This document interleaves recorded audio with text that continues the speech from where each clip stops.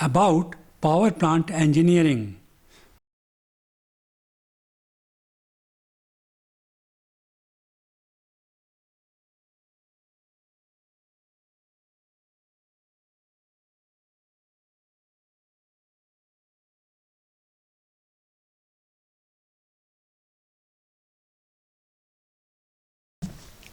Namaste friends, this is my first lecture in 2024.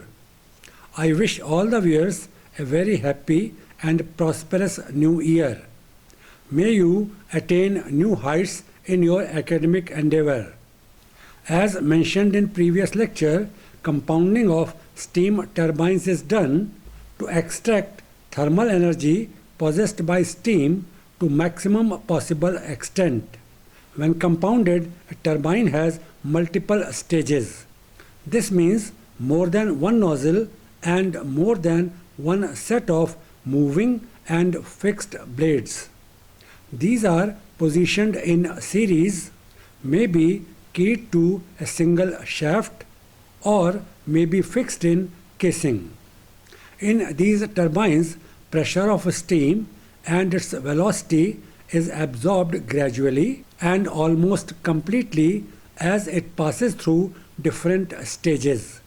It makes possible using thermal energy possessed by steam to maximum possible extent as mentioned earlier. It also reduces the speed of rotor to desired level where it matches with speed of generator. Multi-stage turbine. Compounded turbine is a multi-stage turbine. Thermal energy possessed by steam is extracted in more than one stages. To provide more than one nozzle or fixed blades and moving blades, construction of turbine is modified. Referring to diagram that presents a steam turbine having 4 sets of moving blades with 3 sets of fixed blades embedded between them. This is the view when looked from top of turbine. To show inner details, cut section is done about axis of shaft. A convergent divergent nozzle on left hand side provides jet of steam at high temperature and pressure and at high velocity. Steam passes through first set of moving blades marked as M in diagram. It causes rotation of rotor wheel upon which blades are mounted. As is known, rotor is mounted on turbine shaft and therefore shaft rotates. Steam comes out from other side of moving blades as may be noticed. Next it passes through set of fixed blades marked as F in diagram. These blades are mounted on inner surface of casing through diaphragm assembly as already explained in previous lecture. Steam passes through fixed blades and enters in second set of moving blades M as shown. This causes movement of blades and thus rotation of rotor wheel and turbine shaft. Next, steam passes through second set of fixed blades and then through moving blades. Thermal and kinetic energy possessed by steam is transferred to blades causing rotation of turbine shaft. Steam passes through yet another set of fixed blades and moving blades. Transfer of thermal and kinetic energy from steam to blades occur that causes rotation of turbine shaft in a similar manner as seen in previous stages.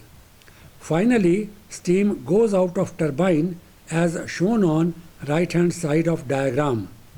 Path of steam has been shown through a curve with arrowheads indicating direction of steam in red color.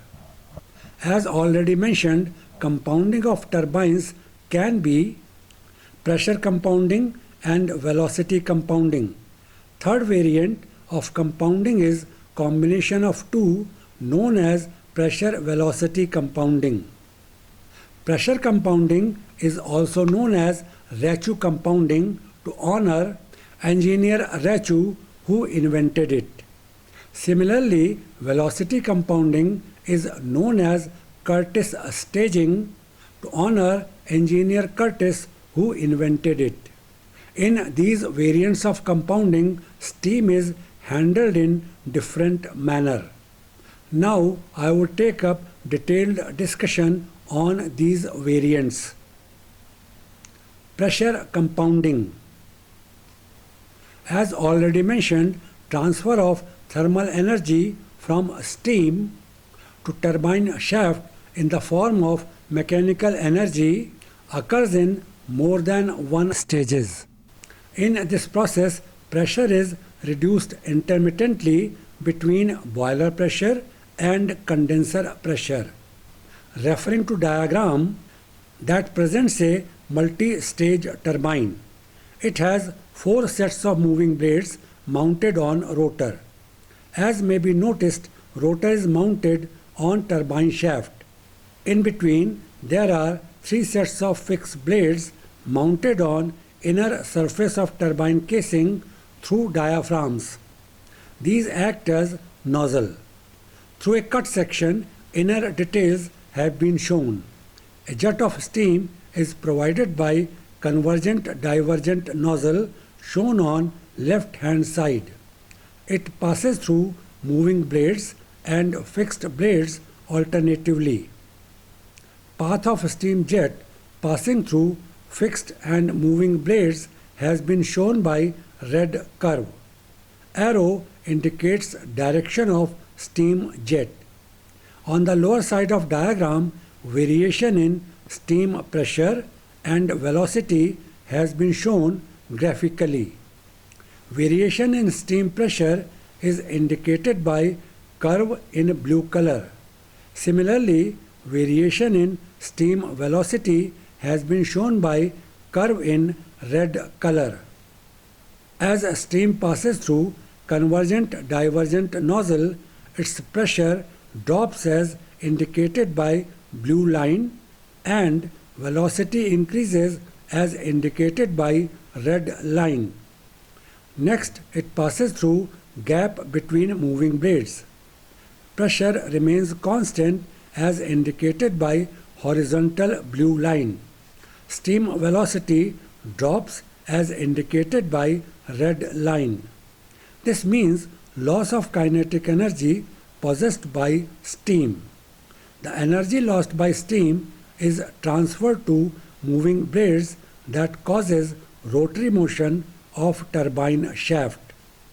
Passing through gap between fixed blades causes drop in pressure and increase in steam velocity as these blades act as nozzle.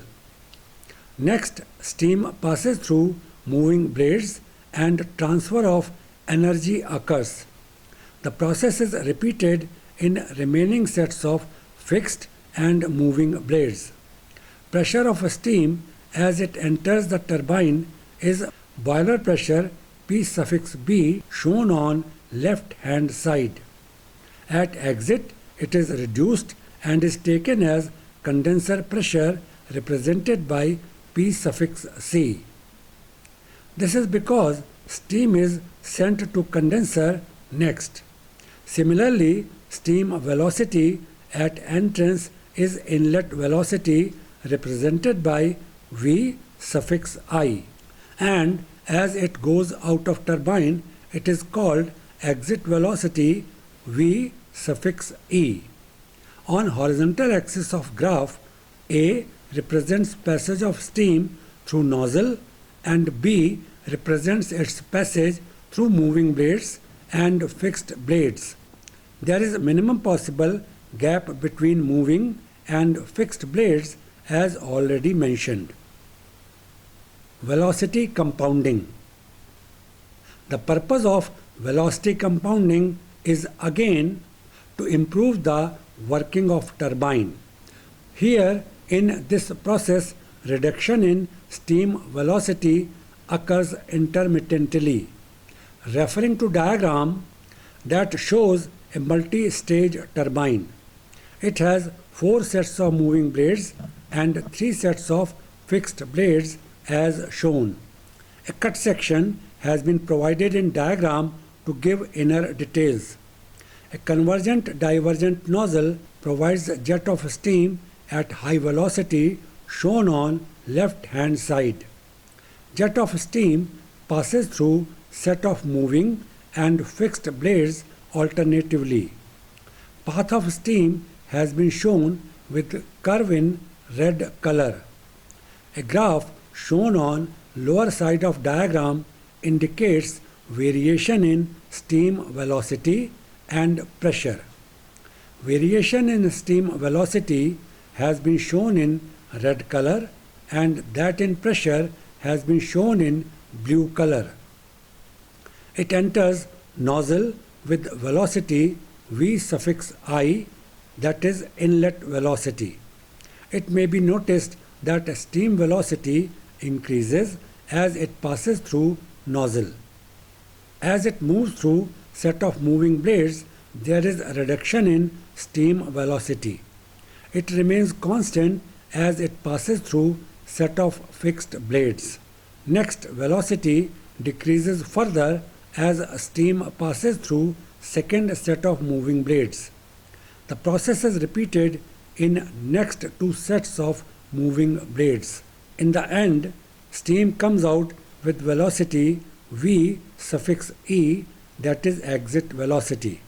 The variation in steam pressure is indicated by blue line as already mentioned. The pressure of a steam as it enters the nozzle is boiler pressure P suffix B. It is reduced to condenser pressure P suffix C as it passes through nozzle. There is no variation in steam pressure as it passes through sets of moving and fixed blades as may be noticed. Finally, steam goes out of turbine at condenser pressure P suffix C as already mentioned. On horizontal axis of graph, A represents passage of steam through nozzle and B represents its passage through moving and fixed blades. There is minimum possible gap between sets of moving and fixed blades as is known to us. Third variant of compounding turbines is combination of pressure and velocity compounding. Rightly, it is known as pressure velocity compounding. Pressure velocity compounding. As already mentioned, here a multi-stage turbine undergoes pressure and velocity compounding both. Referring to diagram, here 2 convergent divergent nozzles have been used. Nozzle on left hand side is followed by 2 sets of moving blades with 1 set of fixed blades in between them. Other nozzle is located next to second set of moving blades as may be noticed. Again, it is followed by 2 sets of moving blades with 1 set of fixed blades in between them. It may be observed that steam passes through convergent divergent nozzle on left hand side and then it passes through sets of moving and fixed blades. Next, it again passes through other convergent divergent nozzle followed by its passage through sets of moving and fixed blades. This passage is indicated by curve in red color as may be noticed. In this diagram also, inner details have been shown through cut section. Variation in steam velocity and pressure has been shown graphically on lower side of diagram. Steam enters nozzle with inlet velocity V suffix I as may be noticed. It moves through nozzle and comes out with increased velocity as indicated by red line. It passes through set of moving blades and comes out with reduced velocity. Its velocity does not vary as it passes through next set of fixed blades. There is further decrease in velocity as it passes through second set of moving blades. Next, it is made to pass through other nozzle as shown. There is increase in velocity as steam passes through nozzle. It passes through other sets of moving and fixed blades where variation in velocity occurs as indicated by red curve in graph. It goes out of turbine with exit velocity V suffix E as may be seen. Variation in steam pressure is indicated by curve in blue color. Initially, steam is at boiler pressure P suffix B as indicated on left hand side of graph. The pressure is reduced as steam passes through nozzle. It is indicated by blue line. As steam passes through sets of moving blades and fixed blades, there is no variation in pressure as indicated by horizontal blue line. There is further reduction in pressure as steam passes through other nozzle as indicated in graph. The steam passes through sets of moving and fixed blades without variation in pressure indicated by horizontal blue line. This is condenser pressure P suffix C as shown on right hand side. Like previous diagrams, here also on horizontal axis of graph, A represents passage of steam through nozzle and B represents its passage through moving and fixed blades. There is minimum possible gap between sets of blades. Reaction turbines have a slightly higher efficiency as compared to impulse turbines. Another fact is that number of sets of moving and fixed blades in reaction turbine is almost double as compared to similar impulse turbine. This makes them bigger in size and heavier.